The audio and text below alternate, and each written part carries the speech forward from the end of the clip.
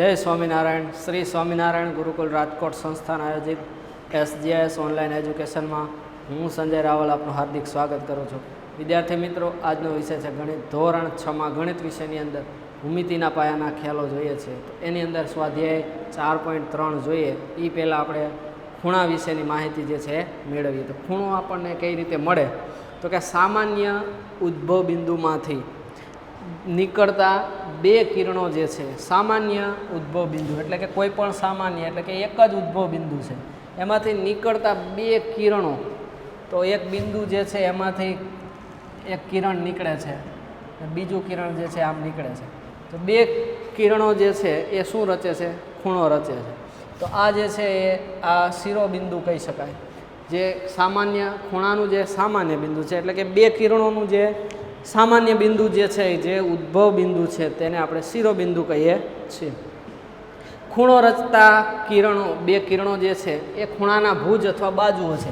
તો જે આ ખૂણો રચતા બે કિરણો જે છે એને આપણે બાજુઓ પણ કહી શકીએ છીએ, અને બાજુઓનું બીજું નામ ભુજ પણ કહી શકીએ છીએ. તો આ જે છે એના જે ખૂણો રચતા બે કિરણો જે છે, આ કિરણો એને આપણે ભુજ કહીએ અથવા તો એને બાજુઓ પણ કહી શકાય છે. ત્યાર પછી કોઈ પણ ખૂણાની નિશાની જે છે, તો એ ખૂણાની નિશાની આ રીતે આપણે કરી શકીએ છીએ. અને આ ખૂણાનું નામ આપણે લખી શકીએ કે ખૂણો A, B અને C. તો ખૂણો ABC રચતા જે છે એની ઉપરના જે બિંદુઓ જે છે, તો કયા કયા બિંદુઓ છે કે ખૂણા ઉપરના, કે ખૂણો A, B અને C જે છે, તો એ ખૂણા ઉપરના બિંદુઓ કહેવાય છે. હવે એ ખૂણાને આપણે કઈ રીતે લખી શકાય? તો આ ખૂણાને આપણે બે રીતે લખી શકીએ. કેવી રીતે? એક તો કે ખૂણો ABC અને બીજો કે ખૂણો CBA. ખૂણો CBA. જે શિરોબિંદુ જે છે મધ્યમાં જે છે એ હંમેશા ક્યાં રહેશે? વચ્ચે રહેશે. જેથી કરીને આપણે એનું શિરોબિંદુ જે છે ક્યાંય બદલાશે નહીં, કારણ કે જે શિરોબિંદુમાંથી જ બે કિરણો ઉદ્ભવ થાય છે અને એ શિરોબિંદુમાંથી નીકળતા કિરણો છે એ જ ખૂણો બનાવે છે. ખાસ ધ્યાન રાખવાનું કે જે વિરુદ્ધ કિરણો થશે ત્યારે એ આપણો ખૂણો બનશે નહીં. જ્યારે વિરુદ્ધ કિરણો બને ત્યારે આપણો ખૂણો બનશે ને એ શું થઈ જશે? રેખા થઈ જશે. દાખલા તરીકે અહીંયા જોઈએ કે આ ઉદ્ભવ બિંદુ છે, એમાંથી એક કિરણ આ બાજુ જાય છે અને એક કિરણ અહીંયાથી આ બાજુ જાય છે. તો આ આકૃતિ આપણે શીખી ગયા એમ એ શું થશે? રેખાની આકૃતિ થશે. પણ જ્યારે એક જ ઉદ્ભવ બિંદુમાંથી બે કિરણો અલગ અલગ દિશામાં જશે એટલે કે બંને અલગ થશે, ત્યારે સામાન્ય રીતે એ શું બનશે? આ બધા ખૂણા બનશે. તો આ આપણી ખૂણાની સમજૂતી. હવે એના પરથી આપણે સ્વાધ્યાય 4.3 જે છે એ જોઈએ.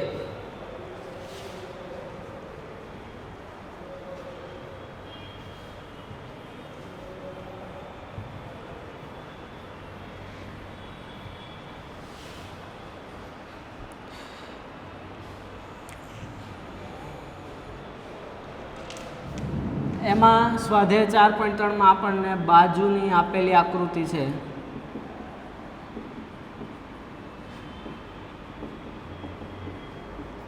આકૃતિ પરથી ખૂણા લખો.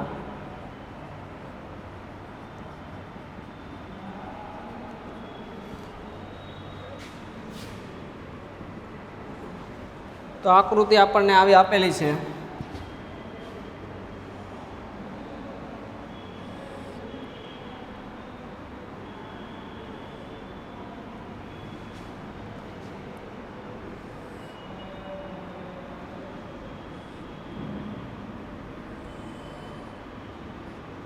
આ રીતે આપણને એક આકૃતિ આપેલી છે. હવે અહીંયા આપણને A, D, અહીંયા C અને અહીંયા B. હવે આમાંથી આપણે ખૂણા લખવાના છે. તો તમને મિત્રો ખ્યાલ છે કે ખૂણો જે રીતે થાય કે જે શિરોબિંદુ હોય ત્યાંથી નીકળે એટલે શું બને છે? તે ખૂણો જે છે એ બને છે. તો આ આકૃતિમાં આપણે ખૂણો A લઈએ પહેલાં અહીંયા. તો પહેલાં આપણે એ ખૂણો લઈએ, અથવા તો આને કેવું હોય તો આપણે એમ કહી શકીએ કે DAB અથવા BAD એમ પણ કહી શકીએ. તો અહીંયા આપણે લખીએ DAB અથવા ખૂણો DAB.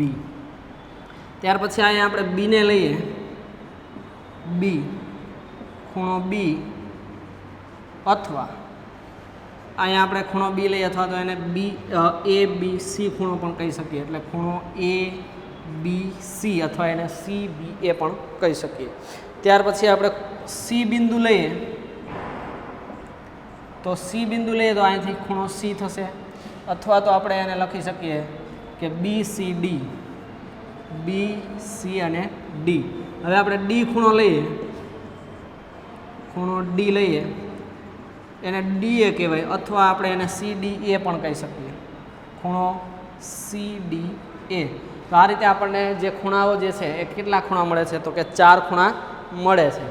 તો આ આકૃતિને આપણે ખૂણાઓ જોઈ શકીએ છીએ કે અહીં આપણને દેખાય છે કે 4 ખૂણાઓ જે છે એ 4 ખૂણાઓ આપણે આ રીતે લખી શકીએ છીએ.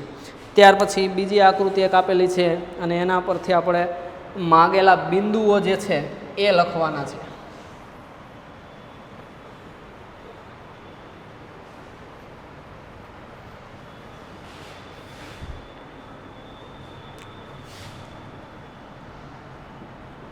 પ્રશ્ન 2, બાજુમાં આપેલી આકૃતિ પરથી બાજુમાં આપેલી આકૃતિ પરથી માગેલા બિંદુઓ લખો.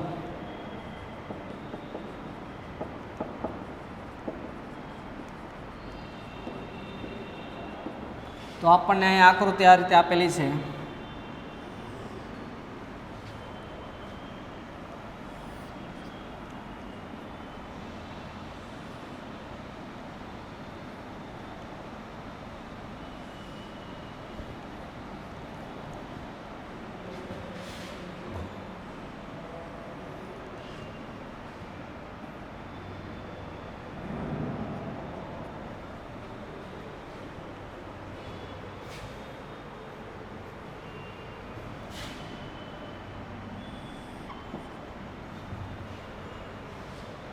એની ઉપર આપણને બિંદુઓ આપેલા છે, ખૂણા પરના બિંદુઓ. અહીંયા બહારની બાજુ એક સી બિંદુ આપેલું છે, અહીંયા એફ બિંદુ છે, અહીંયા ઓ બિંદુ છે, અહીંયા ઈ બિંદુ છે, ઉપર ઈ બિંદુ છે, અહીંયા બી, અહીંયા ઈ, અને અહીંયા આપણું એ બિંદુ છે, સોરી ડી બિંદુ છે અને ડી.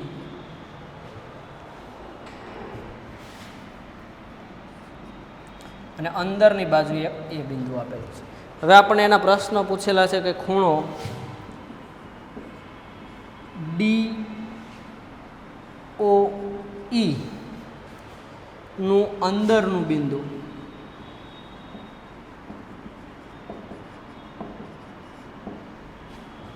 તો ખૂણો ડી ઓ અને ઈ, તો એની અંદરનું બિંદુ કયું થશે, તો કે અંદરનું બિંદુ એ થશે.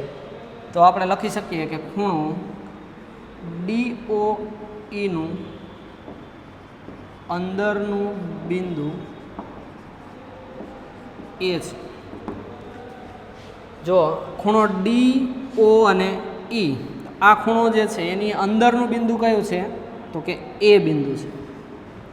ત્યાર પછી આપણને બીજો પ્રશ્ન કરેલો છે કે ખૂણો ઈઓ એફ, ખૂણો ઈઓ એફનું બહારનું બિંદુ કયું છે, તો ખૂણો ઈઓ એફ, તો ઈઓ એફનું બહારનું બિંદુ કયું છે, તો ઈઓ એફનું બહારનું બિંદુ આ ખૂણો લઈએ તો કયું બિંદુ થશે, ખૂણો સી, ખૂણો એ અને ખૂણો બિંદુ ડી.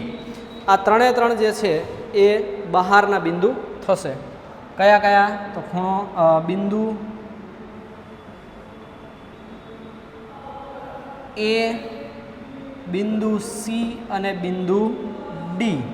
જો ખૂણો ઈ ઓ અને એફ એની બહારના બિંદુઓ, તો કે એ, સી અને ડી એ એના ખૂણા ઈ ઓ એફના બહારના બિંદુઓ છે. ત્યાર પછી ખૂણો EOF પરના બિંદુઓ.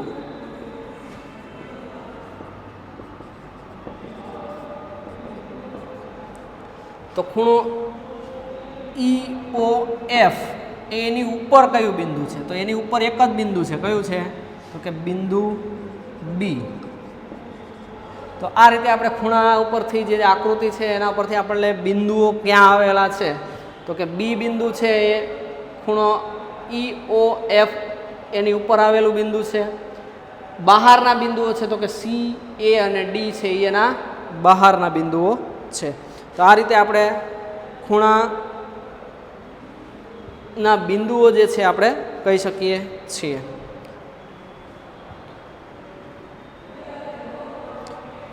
એના ઉપરના બિંદુઓ છે તો આપણે B બિંદુ તો લખ્યું પણ આ જે ખૂણો બનાવ્યો છે એ બિંદુઓ પણ એના ઉપરના બિંદુઓ થશે.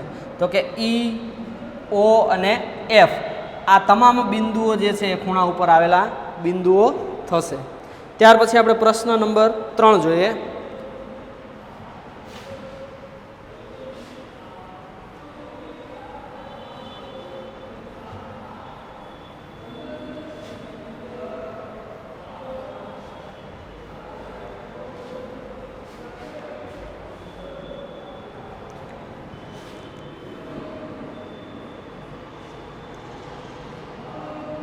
નીચે આપેલી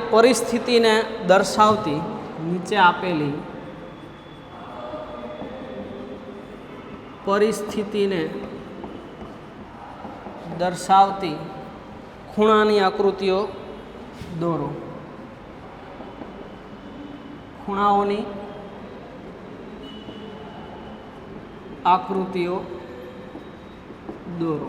હવે આપણને પરિસ્થિતિ કેવી કહી છે તો કે એમાં આપણને એવું કીધું છે કે બંનેમાં એક સામાન્ય બિંદુ હોય. એક સામાન્ય બિંદુ હોય તેવા ખૂણાની આકૃતિ છે કીધી છે. તો અહીંયા આપણે બંનેમાં સામાન્ય બિંદુ એક હોય એટલે કે બંને ખૂણા હોય એ બંને ખૂણાઓમાં સામાન્ય બિંદુ શું હોય? એક હોય. તો અહીંયા આપણે સામાન્ય બિંદુ કોઈ પણ લઈ શકીએ કે B કે D કે C કે કોઈ પણ લખી શકીએ. અહીંયા આપણે B લખીએ, A, B, C અને અહીંયા D લઈએ. જો હવે આ બે ખૂણા છે કયા કયા કે ABD અને બીજો ABC અથવા તો DBC એને પણ આપણે ખૂણો લઈ શકીએ. આ જે બંનેમાં સામાન્ય બિંદુ કયું છે? B હોવું જોઈએ. તો ખૂણો AB અને D ને ખૂણો DBC બંનેમાં સામાન્ય બિંદુ કયું છે? B છે. તો આ રીતે આપણે લખી શકીએ કે ખૂણો ABD અને ખૂણો DBC એ સામાન્ય બિંદુ કયું છે? સામાન્ય બિંદુ B છે.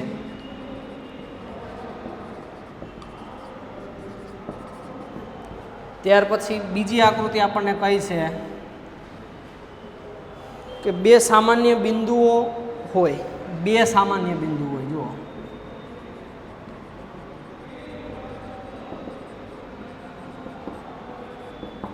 તો બે સામાન્ય બિંદુઓ હોય એવી આકૃતિ કીધી છે આપણને.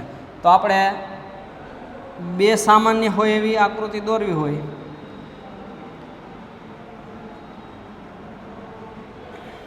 તો અહીંથી આપણે એક સામાન્ય કિરણ અહીંયા બહાર લેશું અને એક સામાન્ય કિરણ અહીંયા લેશું.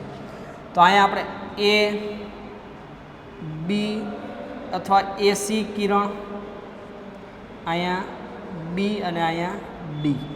તો અહીંયા આપણને જો તમને ખૂણો જે છે એની અંદર બે સામાન્ય બિંદુઓ જોવા મળશે. અહીંયાથી આ ખૂણો લેશો અને અહીંથી આ સામાન્ય કિરણ લેશો. તો અહીંયા તમને ખૂણાની આકૃતિ જો અહીંયા આ ખૂણો થશે, અહીંયા આ ખૂણો થશે. તો અહીંયા આપણે સામાન્ય બિંદુઓ લખીએ તો કે CAB અને CAB પછી AB અને D ખૂણો AB અને D.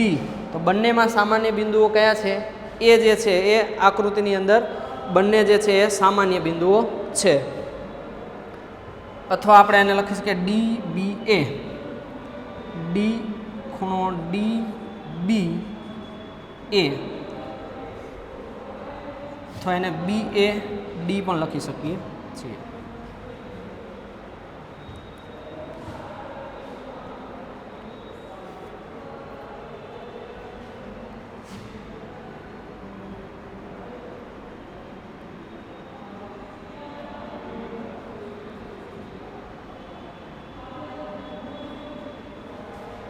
જો ખૂણો બી છે ત્યાંથી આપણે ખૂણો લખીએ તો અહીંયા BAD થઈ શકે છે અને અહીંયાથી લખીએ તો કે CAB અથવા એને આપણે BCA પણ કહી શકીએ છીએ.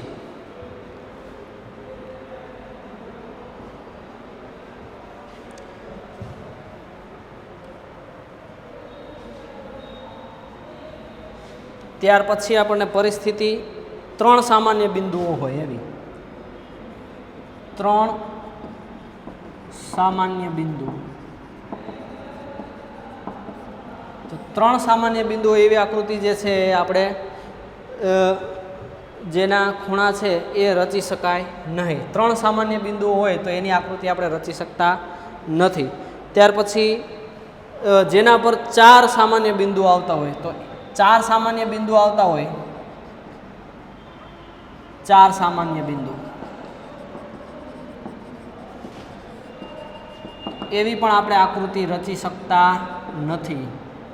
રચી ન શકાય. 4 બિંદુ હોય એની પણ આકૃતિ રચી ન શકાય. 3 બિંદુઓ હોય સામાન્ય તો એ પણ આકૃતિ આપણે રચી શકતા નથી. ત્યાર પછી આપણને કહ્યું છે કે એક કિરણ સામાન્ય હોય. એક કિરણ જે છે એ સામાન્ય હોય. એક કિરણ સામાન્ય હોય એવી આકૃતિ હમણાં જ આપણે દોરી હતી. તો કે આ બંને જે ખૂણાઓ જે છે બંને ખૂણામાં એક કિરણ જે છે કેવું છે એ સામાન્ય કિરણ છે. અહીંયા આપણે નામ લખી શકીએ ABC અને D. તો આ D કિરણ જે છે D કિરણ એ બંને ખૂણાઓમાં જે છે એ કેવું છે સામાન્ય કિરણ છે. તો આ રીતે વિદ્યાર્થી મિત્રો આપણે પ્રશ્ન 3 જે છે એ અહીંયા પૂરો કર્યો. તો સ્વાધ્યાય 4.3 પણ અહીંયા પૂરો થાય છે. હવે નેક્સ્ટ લેક્ચર્સની અંદર આપણે સ્વાધ્યાય 4.4 છે એ જોઈશું. જો વિડીયો ગમે લાઈક કરો, શેર કરો અને SGS ચેનલને સબસ્ક્રાઈબ કરો. જય સ્વામિનારાયણ.